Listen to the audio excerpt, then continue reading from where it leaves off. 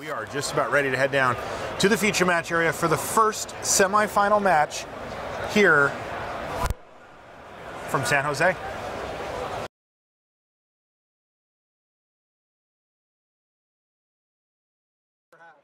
Hello and welcome to coverage of Grand Prix San Jose. I'm Marshall Sutcliffe in the booth with Hall of Famer Paulo Vitor Dominarosa.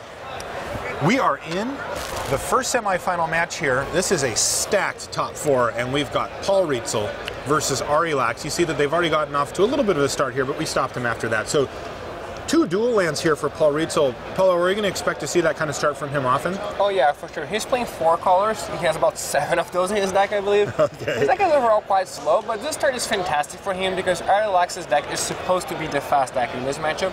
He's playing red-green aggro, lots of creatures and pump spells. Okay. And you know, we saw how he prioritized 2 drops very highly during the draft because he knows how important it is to have a 2-drop.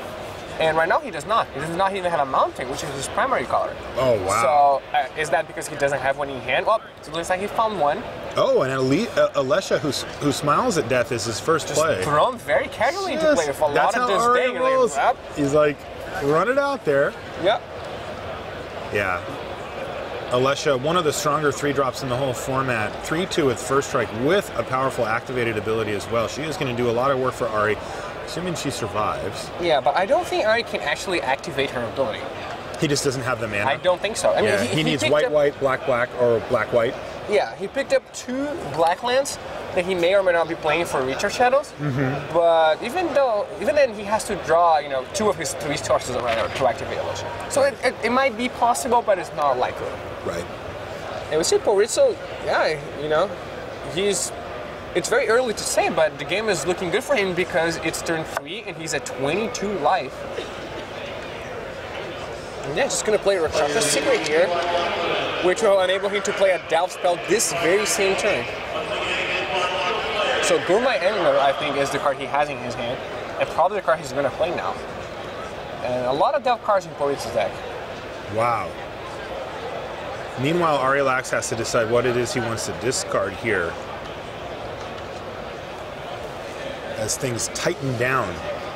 Yep. Already in the early stages here on Ari Lax. Now, Paul Rietzl, his teammates, Matt Sperling and Dave Williams, are already the champions of this event from the last time it happened. Now, that was a few years ago. But they are our defending GP San Jose Team Limited champs.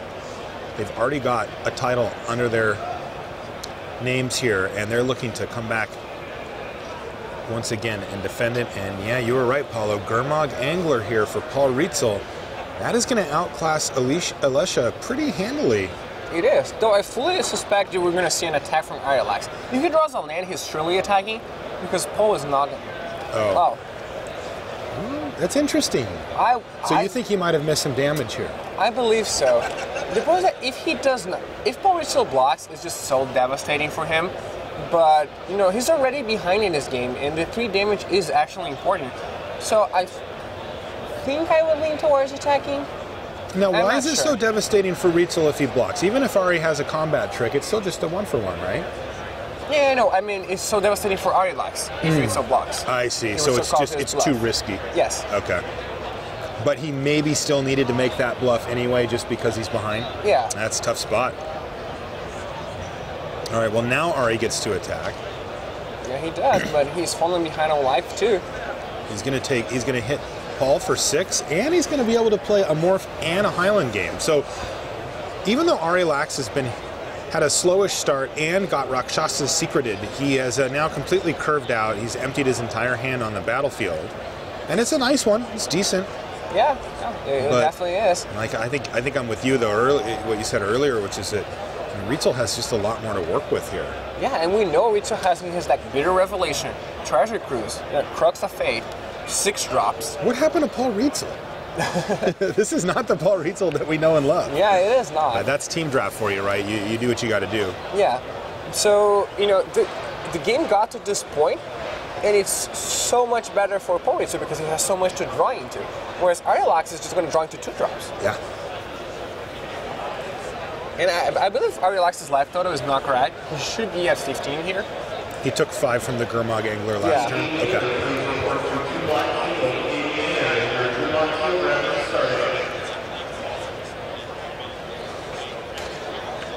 The angler gets in and drops Arilax down to 10 here. Ari draws his card for the turn. Couldn't get a look at it. Rietzl passes the turn up with a bunch of mana. No blue mana notably here. Well, he does have blue. Yeah, oh, he I'm has sorry. that blue island. Correct. So this gives him access. I think he's got Sultai Charm in his hand. Yeah, that's a card that he picked very early in the draft. And I think it was just first or second pick from pack 2. Oh, okay. So he had no blue cards at that point. So a card he really values. It did get better, I believe, because it's one of the only main deckable ways to kill something like a Citadel Siege or a Palace Siege. So there are very important enchantments now, and having the ability to destroy them is valuable. So, in this game, it looks like he's going to use it just to kill a color that's a creature that's only one color. Yeah. What's the one that you have your eye on? Is it the Heel Cutter or is it Alesha? Honestly, I am not sure. I think he has to kill the Heel Cutter here. Now, if he does that, he's going to want to do it before combat, right? Yeah, for sure. If he lets Ari attack, then we know that he's not killing the Heel Cutter. And it looks like he is going to let Ari go to the attack step. Yeah, or perhaps Ari never asked. So, like, Ari's going to try to do it, and he's just done talking. Oh, Jeering Instigator for Arilax. That's what his morph was. He can steal either the Gurmod Angler or the Grizzly. He's going to go for the big fish, as it were. But before attacks. And there it is. Sultai Charm to kill the Goblin Heel Cutter. And that is going to make this attack step a lot less exciting for Ari. But still jamming. Yeah. And leaves that Highland game, well, or maybe not. It considers leaving it to block. So now he's just putting himself dead to anything. He will be at effectively 1 life. He probably just takes the damage here. Right. Paul gets to attack with Gurmag Angler and the Alpine Grizzly. That's a total of 9. Ari's at 10. He has 1 unknown card in hand. I fully expect Paul to chump the 5/5 with the Whisperer of the Woods. It feels like his mana's already well set up, huh? Yeah. The card's not going to be better than 5 life at any point, I don't think. So, but whether he's going to block something else, I believe he is not. All right, so 3, 4, 5, 6, 7. Paul drops down to 10, but a relatively comfy life total. And like you said, anything to get 1 more damage through wins the game for Paul on the spot. Yeah. And Ari doesn't even have lethal on the swing back. So he still needs something. He has 1 card that he just drew. It could be Arrow Charm. Sure. We know that Ari is playing that in his deck. Okay. But other than that, I don't think anything kills Paul Rietzl. Does he have any other dash creatures? Oh, he has a second Heel Cutter. Okay, so that could do it too. That would do it too.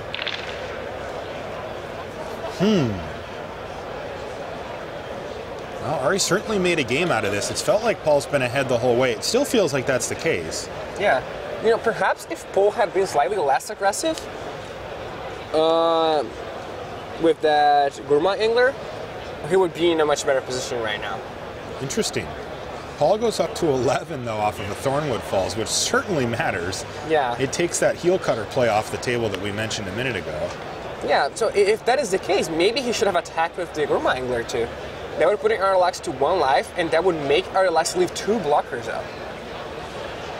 So he would still die to Arrow Storm, but he would not die to the dash or, Awaken the Bear.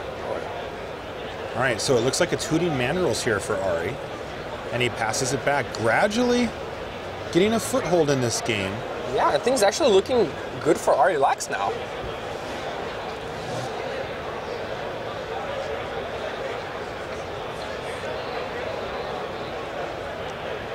Paul Rietzl goes into the tank. Yeah, Paul Rietzl still has a lot of cards he can potentially draw in his deck. Yeah, and you were mentioning at the beginning, at the onset, that, ooh, how about Meandering Tower Shell? Yeah. That's funny. But, one of the things that you were mentioning earlier is that Paul Rietzl just has this top-end game that Ari doesn't, including a bunch of card draw spells. A Treasure Cruise at this point in the game? Yeah. Forget it. Very, very good. Where Ari just doesn't have access to cards like that. Yeah, so you imagine this spot. But imagine Paul Rietzl had not attacked with that Grumalinger 3 turns in a row, or 2 turns. You know, Ari would be at 10 more life, but so would Paul Rietzl. And that would be a much better spot for him, I think. You know, he would gladly give Ari 10 life to gain 5 life at this point, because he's not going to race Ari anymore. His way to win is just... Oh, did he draw Crux of Fate? I don't know, but he just attacked with the turtle. That has to be it. Oh, it was! Oh! All right. So he drew his combo, and what a great combo it is. Wow. So why didn't he attack with his other creatures there? Well, he just assumed Ari would block. He just gave him the benefit of the doubt there, I guess. I never just do not, that. Not wasting anybody's time. You know, Ari at 6 life with a bunch of blockers would probably just, you know, throw 2 guys out there. Okay. I believe Crux just destroys, right? It doesn't exile, so Highland game would gain life anyway. Yeah, that's happening no matter what. And there is a hard cast Sidisi's pet, or Typhoid Rats? Typhoid Rats. Typhoid Rats to follow up. No, Arlax is at 1, so even though that targeting mission a is lethal not... Typhoid Rats? Yeah. Scout the borders first for Paul Rietzl. He's actually going to show Ari some more of his cards. Yeah, here. that is weird. I don't think he needed to do that. You know, he just attacks and see what Ari does, and then if Ari has something, he can play Scout the borders. Yeah, you see Ari go immediately to his life pad to write down what he saw, too. He sees, oh, Soul Flare, Shambling Attendant, sure. Yeah. You know, right now, I don't think he actually showed anything meaningful, but if he just shows a morph, that's already, you know, good information for Arlax for next game. Another instant speed spell? Yeah. Though I don't think he has many of those, actually. I think Sultai Charm is probably his only... Is that right? Yeah, I think so. That's funny. He takes the Shambling Attendants, attacks with both. This is a lethal attack. It'll probably end the game right we here. might have life totals wrong. Oh. Awkward. So that's why, yeah, okay. Okay, well, so what happened? Did Ari just block a turn Grumalinger that I didn't see? I don't know. But Ari did scoop him up here. Okay. Maybe it was right. I don't know. Because we saw him take, you know, chunks of 5, 5, 5, and then 4 and 1. So he was probably at 5 more life. He can't have been at 2 life. He was probably at 6, which means he blocked Grumalinger at some point and we just missed it. Well, maybe. That's hard to say, but we're kind of at the mercy of the life totals. You know. All right, well, in any case, Paul Rietzl wins the first game for his team. If we look down at our update screens, we've got Dave Williams versus Chris Fennell and Matt Sperling versus Craig Wescoe. None of those game ones are finished yet. Dave Williams is killing one of Chris Fennell's threats. It looks like it's a swarm of bloodflies there. And no, he's not killing it. Disdainful Stroke is going to counter it. Of course, I'm looking in the lower right-hand part of your screen right now. A lot of good cards in hand for Dave Williams. He's got a Jeskai Charm as well. Is that a Siegecraft I see in Matt Sperling's board? Don't tell me that. It is. Wow, that's the first time I've seen that card in play. I've never seen it in play. Yeah, I mean, Team Draft will do that to you. Yeah. You know, people have to switch colors constantly, have to hate draft. You might end up short on playables, and you have to play Siegecraft. Wow. Yeah, I'm very impressed.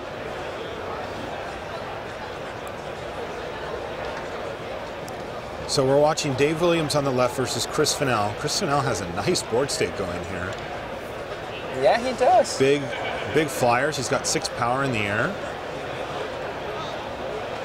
I saw Williams has a Jeskai Charm in his hand, so he can take care of the swarm, at least to set it back a bunch. Yeah, it also has the Absent Battle Priest, so if he managed to outlast the Sunrow Patrol, he can gain some life at some point, though that's going to take a while. That will take a while, and it looks like Fennell's actually had a while himself,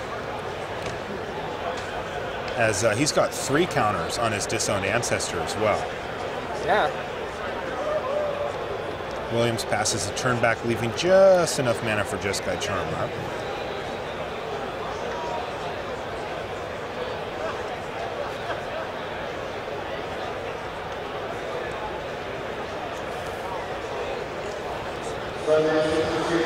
Yeah, so decides not to outlast his Sunrow Patrol, which, you know, he gets to pass Jeskai Charm once, also represents Kill Shot and Sandblast. Yeah. Sandblast. So maybe we might see just not attacked by Chris Fennell. But it looks like he's not biting it. He's probably just going to attack anyway. I'm assuming that that's a morph there for Fennell. Yeah.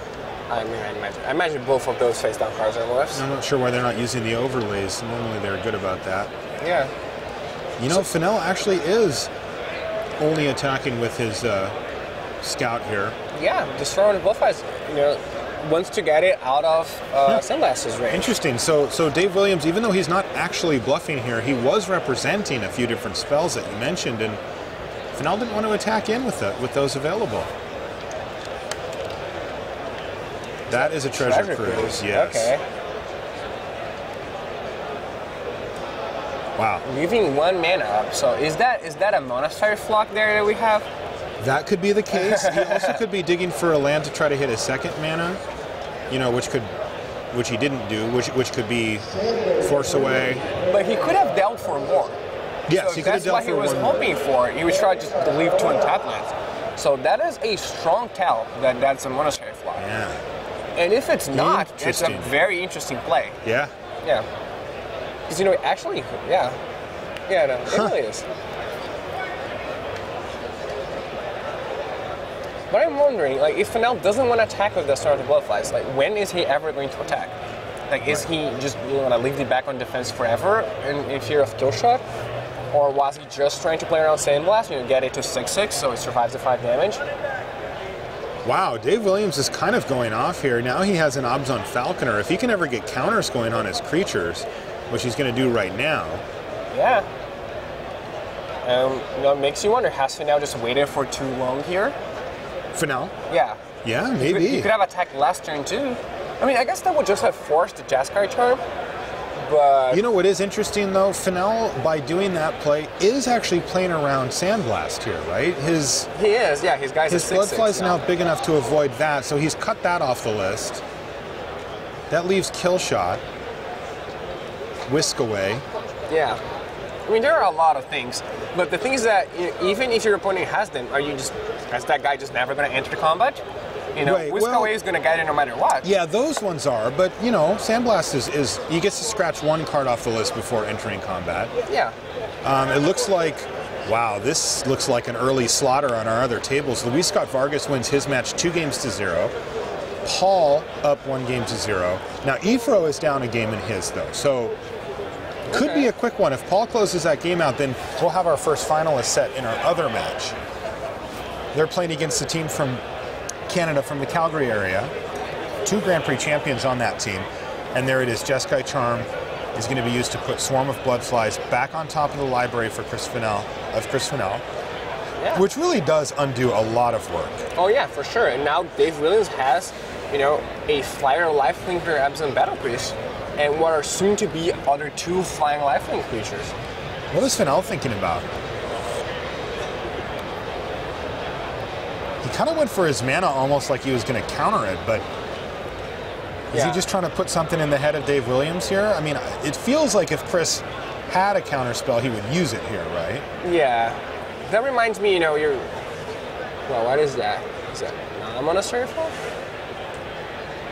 If he does 2 more, then it could be Spelljack you. Oh, it's the bounce 2 guys. Yes, that is exactly what it is. So Right of Undoing is going to undo a whole lot of work from Fennell and a decent amount from Dave Williams as well. Okay. And with that land drop, Fennell gets to just replay his Swarm. Also, did the Ruthless Ripper get through then? I believe so. So Dave would fall to 6 in that case. Oh, Lightform. Lifeform for Dave Williams. A lot of lifelink in his deck. Yeah, more flying lifelinkers. Uh-huh. And this looks like a good turn for him. He can play both of those. He can even get an Outlast in. He can start outlasting next turn. 1, 2, 3. 1, 2, 3. He could outlast his Falconer here too. Yeah, that's probably what he's gonna do. Unless, you know, he hits something great off that Manifest. Oh yeah, that's true. Also, there's that Morph sitting there forever. Yeah, on both sides. Yeah. So those are Morphs, we're assuming.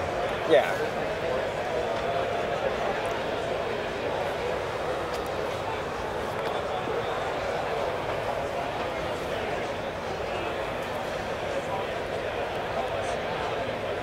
Alright, so he does exactly that, which we're moving with a 3/4 flying lifelinker. That is tapped. Yeah, so those are both morphs. It turns out. Yeah, we should get them to put the overlays on just for ease of viewing. You know, sometimes people come in the middle of a game too. Yeah, like we did. Like we did. And when you're viewing at home, it's nice to have those overlays on there. Well, there you go. And a magical hand appears. That was Avi. He works for Channel Fireball on the coverage team here. So thank you for that. Ooh, 9 mana? What is this? Ooh, oh, is it's that dead drop? Yeah. Well, we'll get a chance to figure out what the morph and the and the manifest could be. Yeah. So I fully expect the Falconer and the Battle Priest to stay alive. Agreed. Now the question is, like, how important is Salt Road Patrol in a scenario like this? Well, he has to be worried about dying right now. He's at 6. That Swarm is going to become a 4/4. So, and that's, if the life form dies, that's unblockable. So he has to have other 2 blockers.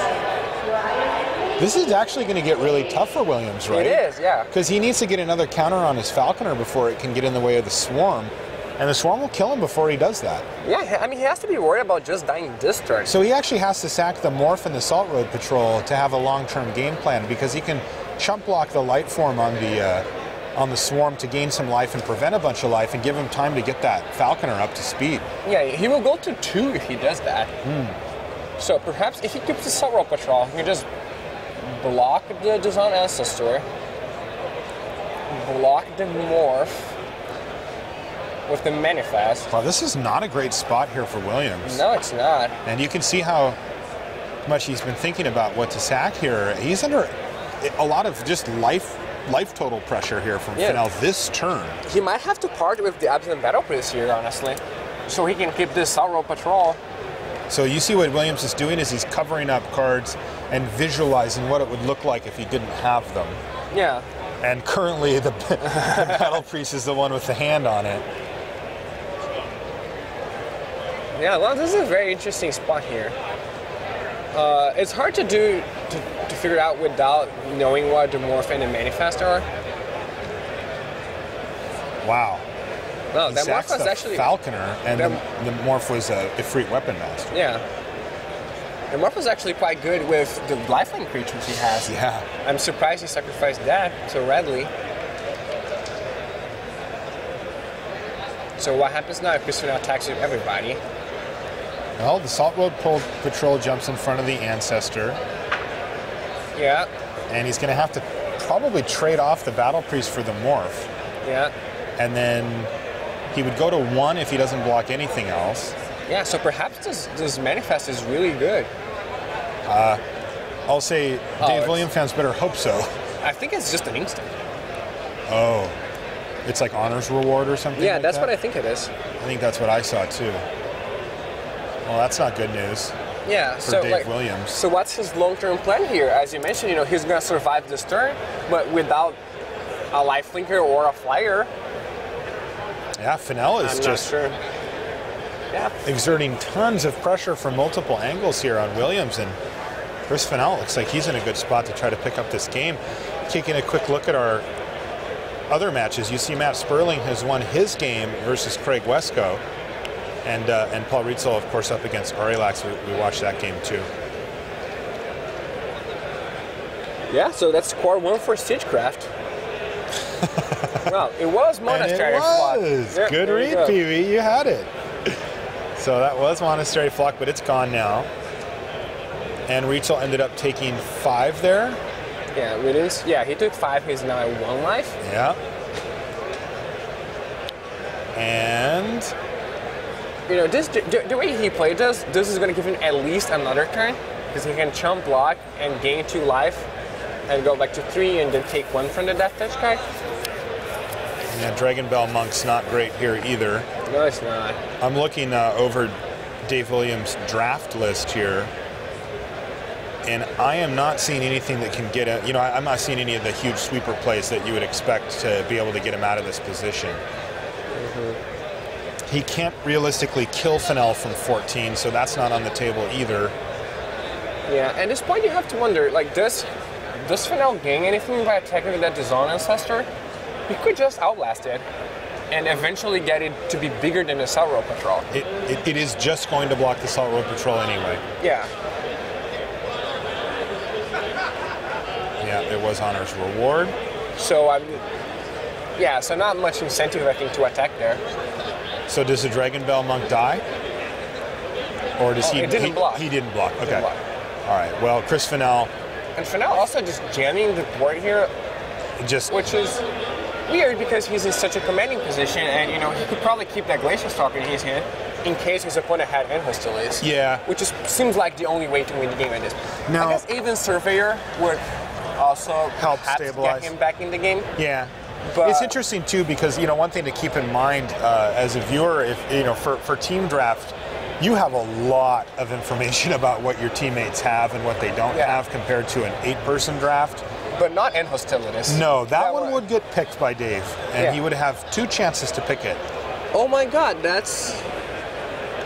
What is that card called? Firehoof Cavalry? Oh, yeah, that is a fire. Wow, so we have Siegecraft versus Firehoof Cavalry on a feature match here. Welcome to team draft. You know, Siegecraft wins unless you have a lot of mana. It's true. And is that a teamer rune mark there for Arilax? Yeah. Oh, we're going deep here. Facing Absent Ascendancy. And it looks like a 5 power. No, it died too. So 3 1/1 flying spirit tokens. Yeah, and things look green for Arilax. I don't know whether he actually has a hand. No board state. I think he has. Looks like no hand as well. Yeah. Facing Absent Ascendancy. So even though it's not going to get counters on anybody right now, he will get 1/1 flyers. Yeah, Ari's top decking, passing the turn. He's got 1 turn left after this, or else Paul Rietzl is going to take his match. Yeah, and this would be a great position for Paul if he'd had nothing in play. Right. But instead, he has a lot of stuff in play. You know, this Arilax's deck, again, what is he hoping to draw into? He doesn't have anything. He found it. It's Gore Swine. That's not going to get it done here. Likely not. Ari's rubbing his hands together. He might not be at 3. Oh, yeah, he's definitely not at 3 if this is what's happening. Okay. Maybe life totals were reversed. Okay, well, he's at 2 now, it looks like. Paul's not playing around, though. He left 1 back to block. He gets to attack for some amount. Not lethal.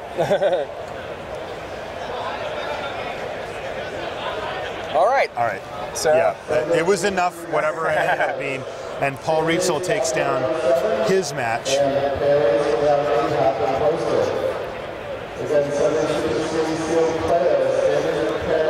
So he has now put his team 1 match up in the fight here.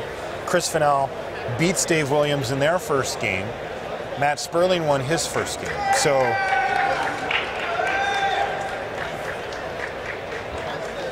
all right, and it's looking very good for Craig Wescoe right now. Seems like Matt Sperling is stuck on 2 lands and has discarded 3 times. Or maybe just cast a spell and discarded twice. Yeah, I believe he cast the Soul Summons and discarded twice. No, discarded once. The Soul Summons manifest also died. But yeah, anyway, not looking good for him. yeah, we'll jump down to that match and I think you're right. I think we'll see that Craig Wescoe is going to be in a commanding position. Yeah, 5 land versus 2. 3 permanents versus none. Even if one of them is a Firehoof Cavalry. 2.5 permanents versus none. You're still in a spot. Yeah. Now Sperling does have Sunstep Outcast in his hand, which, you know, potentially trades for 2 of Craig Wescoe's creatures. Yeah. Theoretically, that would have been true, Paulo. Yeah, I don't think it was a 16 either. I'm going to say no. He did draw Suspension Field, so he had some Rithing Room. If he had some Rithing Room, he was maybe fine, but yeah, there's not that now. Okay, so they get evened up. So they're at a game apiece. Paul Rietzl's already booked one for the team, and he's now furiously checking the Super Bowl score on his phone somewhere. And thankfully, he won't be happy when he sees that. Chris Fennell is up a game against Dave Williams, who is now coming out of sideboarding here. As we've hit the trifecta here, all players in between games or finished.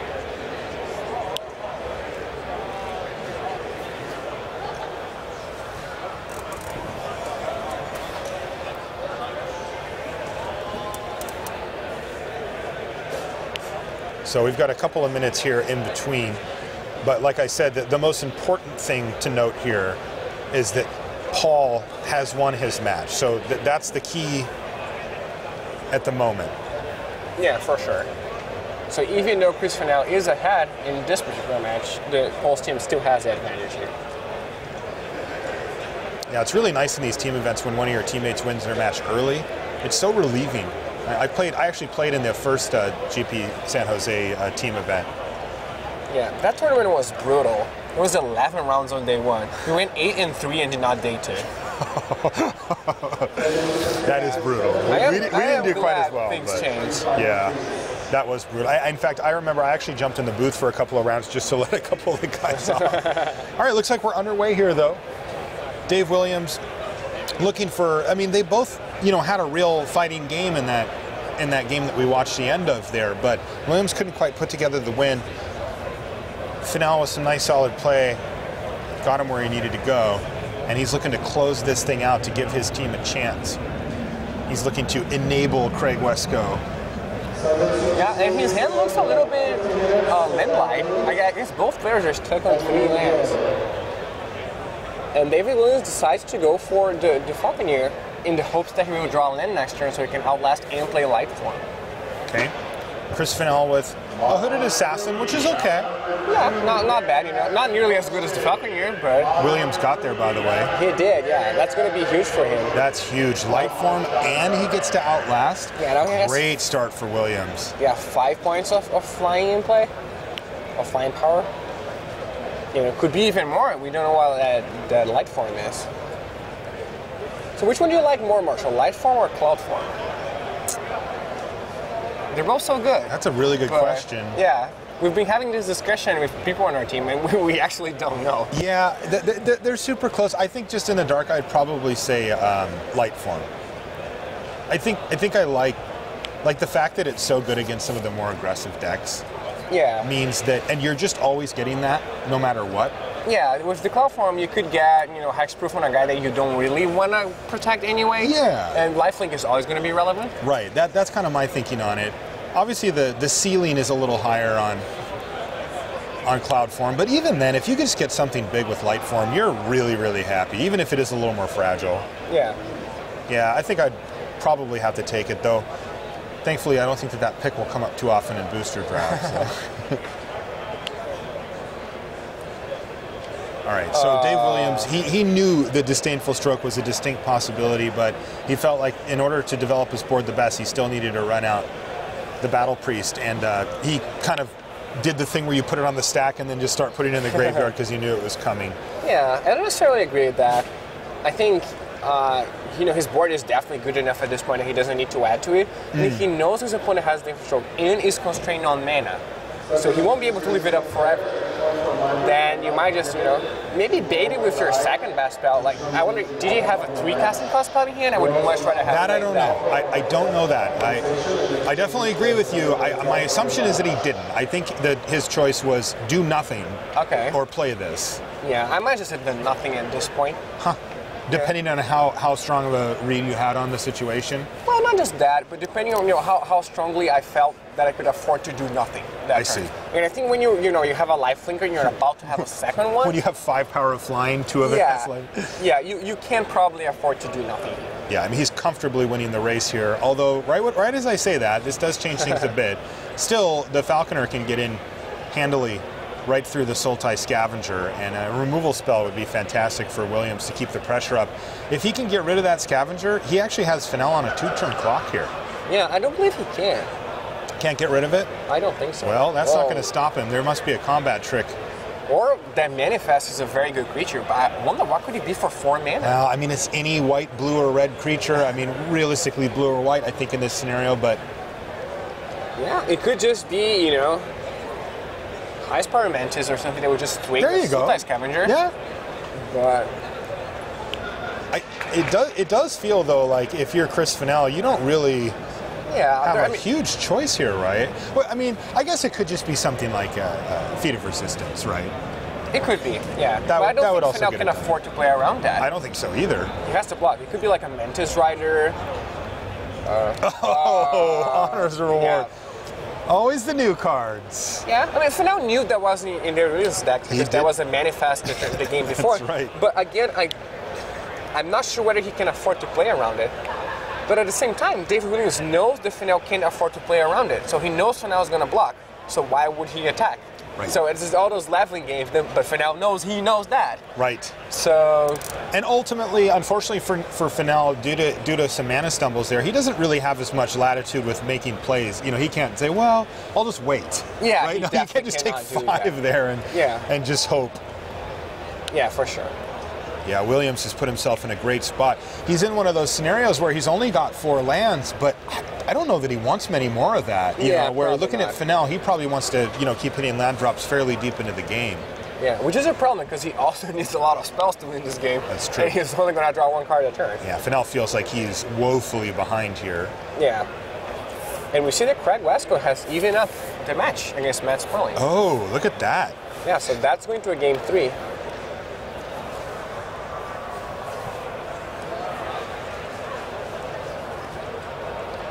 Yeah, Fennell's wondering, what can I do here? He's actually facing lethal damage next turn.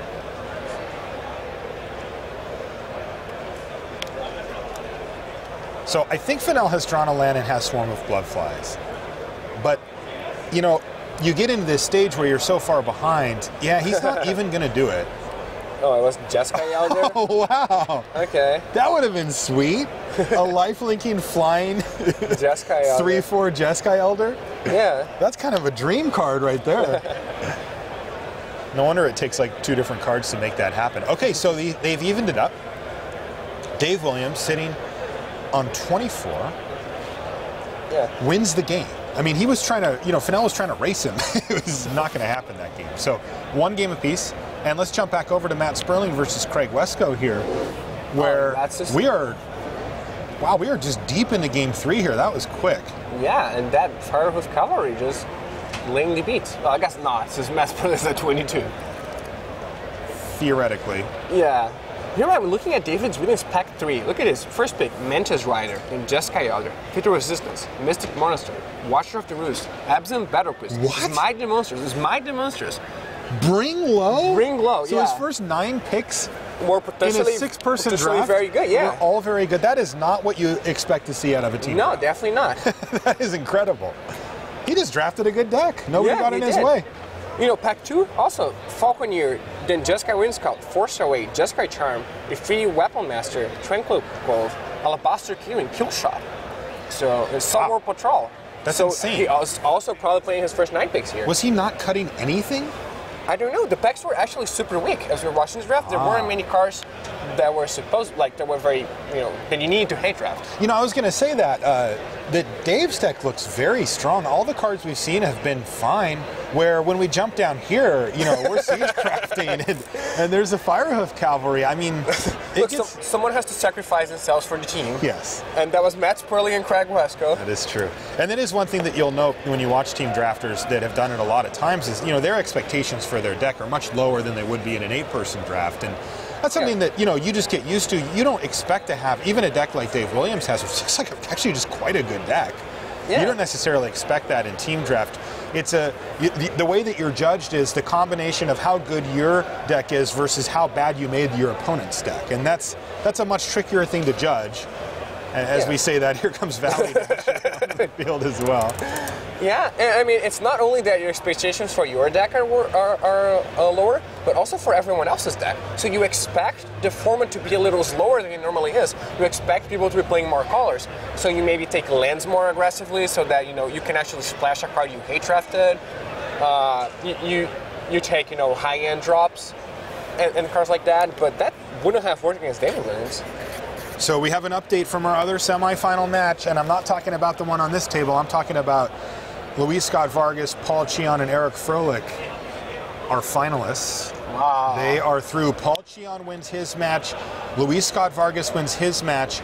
And they are through. So the team from Calgary is going to have to go home with a solid top 4 finish here. Very impressive stuff from Robert Smith and company. 2 GP champs there. The hits keep coming for Craig Wescoe. It's Arshan Cleric now. Yeah, you know, is he going to win this match with these cards? It looks like it. Yeah. Yeah. Wow. You know, 2/2 has to attack, win 3, gain 3, just covering all your bases. You know, if you have a strong offense and a strong defense, you can never lose. Covering all your bases. 4-1, 1-3. You know, that's a good average. Paulo, I need to have you on the podcast.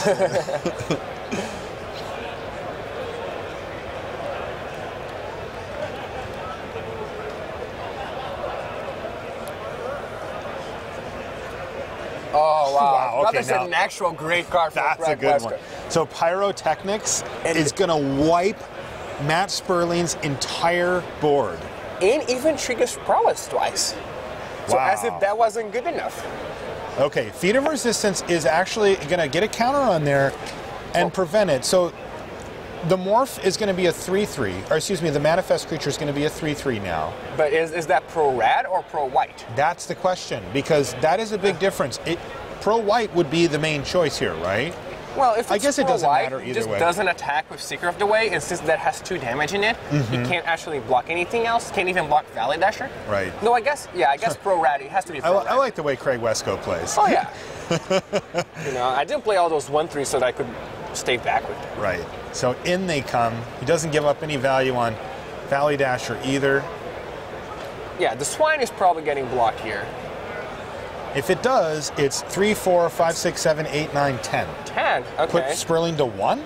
A very reasonable one. Oh, he blocked the expirating stat off the... Interesting. So the Bloodfire Expert, which is a 3/1, it can become a 4/2, but the Swine's always 4 power. Yeah. Oh, I see. In his hand, I think he has a Sandstep Outcast. Maybe I'm wrong. He didn't cast anything this turn. He could have Barrage of Boulders or something, which would be well, that wouldn't matter. The guy's... No, that's it. He was just dead. He did actually have the Outcast, but it didn't matter. Craig Wescoe evens things up. That means that the Dave Williams-Chris Fennell match is now for the finals. All right. Wow. Paul Rietzl beat Ari Lax in short order. Craig Wescoe, with his band of last picks, gets by Matt Sperling. Band of last picks. 2-1. And we've got Dave Williams versus Chris Fennell already underway here. We'll jump over to that match right away. And wow, this is it. This is for the finals. Yeah. The winning team of this match gets the esteemed honor of drafting against the pork bun oath, as they are somewhat humorously known. known. Oath, as BDM keeps calling them. Is that what he said? Yeah, well, like 5 times.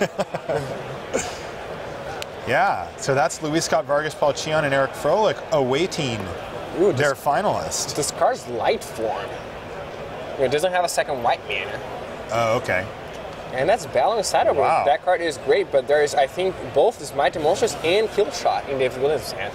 So if he draws a land for his Might, oh, not bad either. He found a Mantis Rider. Definitely not bad. He did have a land already, but just chooses not to play it.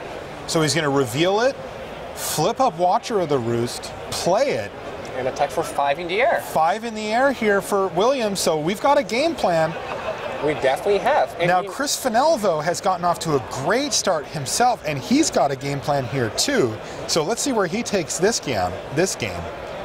Yeah, his game plan will be a little bit foiled, though, by Killshot and his Mighty Monsters, whereas I don't see any way for him to stop this. He has this Baneful Stroke his Might. He has that drop. He's also got an Aven Surveyor in his hand. Oh, okay, that would be very good for him. Yeah, that can set back Williams a bunch of tempo and also get in the way of the Watcher of the Roost.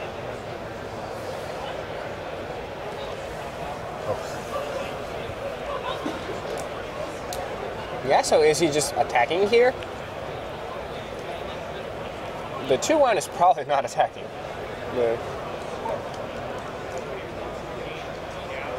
Right. Yeah, I'm not sure how close he is to that arrow. I believe, he has no cards in his graveyard, so he's only 6 mana away. 6 mana from a dead drop. Yep. He also only has 1 blue mana source currently. I think it's definitely not looking good for Chris Fennell here. So he has the ability to, he has a lot of cards in his hand that are good if you are behind, if you manage to cast them. So the question is just, what can he do to try to hold off the assault from Williams long enough here to get to the mana to start casting these spells and get back in this game? He probably just has to attack with Bellowing Saddlebird here and just play a morph and hope that David Williams does not have a spell. Decides not to do that. So he's actually leaving the Brute back to block the Jeskai Elder. He is, yeah. Well, no, the Jeskai Elder would just be bigger than the morph because of prowess. David Williams cast any spell. So by doing that, he's also keeping this Baneful Stroke mana up. But this game is not, you know, at least he's going to just take 3 damage. Which morph, though? He has a Glacial Stalker in his hand. Oh, you're saying to play the morph. Yeah. I see what you're saying. Yeah. If you play the morph, that would be devastating for him because he would just get his Bellowing Saddlebird. Oh, wow. Yeah, Did you say devastating? Yeah, and you cannot Disdainful Stroke that. You can't Disdainful Stroke it, and it's going to blank another potential land drop here for Fennell. Yeah. Dave Williams is inching ever closer here.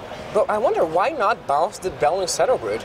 Because that guy is actually uncastable next turn. He would just take 4 damage if he wants to recast it. Yeah, I think the reason is just because he wants to be able to get in with the Watcher. I think he feels that Chris Fennell would immediately trade the Watcher off, or trade the Scout for the Watcher, and he wanted to get an extra 2 damage this turn. But he would get in with the Jeskai Elder for 2. Yeah, and so he the damage would be the same. He didn't see it. Yeah, I'm trying to put myself in Williams' shoes, and I think that's what he was thinking. Yeah, I mean, he knows he's going to smite that guy next turn. And maybe he was worried if Fennell would just not replay him and instead replay a guy that could not be his Mighty Monsters. Yeah, but no, I agree with you. I think that would have been a better play. It would have stuck that card in Chris Fennell's hand. Yeah. Now, he can't smite the Monstrous to win Scout. That is true. So that does say something, but right now, Fennell's slated to take 5 damage this turn, and that's if he trades off, which he's going to do. Yeah. And Williams gets to loot. And that's a Bring Low. Wow, which is just yet another removal spell. And yeah, I think the kill shot is about used up its time. Dave Williams firmly in the attacker seat here. He doesn't want anything reactive in his hand at all. He wants to be proactive, and we could be 1 turn away here. If Chris Fennell doesn't come up with something, he's going to be able to play an Aven Surveyor. Does that get him out of this? Yes. Well, he doesn't die immediately. Yes. That's what you mean. But that is what I mean. But yeah, for sure. But I mean, what's his long-term plan, you know? If he bosses the Mantis Raider, it's just going to get replayed. Yes. If he bosses the Jeskai Elder, he just probably has to block the Mantis in the next. Oh, yeah. There's Aven Surveyor. Wait, and what? that's it. I don't know. So he wasn't at 4 life. Okay. Because he just bounced something. Yeah. Oh, maybe he played it as a 3/3. Yeah. That would make sense because that is a way for him to block the Mantis Raider. And then maybe Williams just flashed in the Bring Low? Then that would work. Yeah. I got the Bring Low. So that's it. Dave Williams, Paul Rietzl, Matt Sperling are our finalists. They are going to join Eric Froelich, Luis Scott Vargas, and Paul Cheon